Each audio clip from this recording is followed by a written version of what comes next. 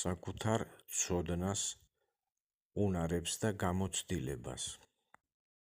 საკუთარ თავზე დიდი წარმოდგენის სიმპტომების გაღრმავება გადადის ეგრეთ წოდებული განდიდების მანიაში, სადაც საკუთარ პიროვნებას დიდი პატივის დამსახურებულად მიიჩნევს.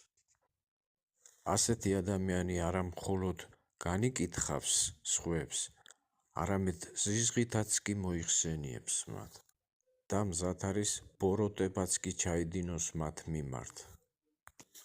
თვლის, რომ მას ვერ უგებენ გარშემოთ ყოფნი, ვერ აფასებენ, თრგუნავენ მას და თვლის, რომ ბოროტი განზრახვით არიან მის მიმართ განწყობილი.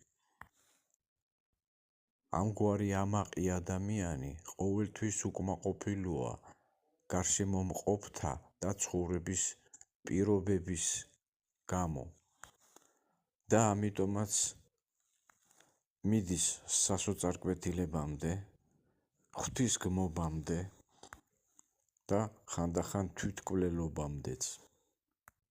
საწყის ეტაპზე ამ პარტავნობა ძნელი აღმოსაჩინო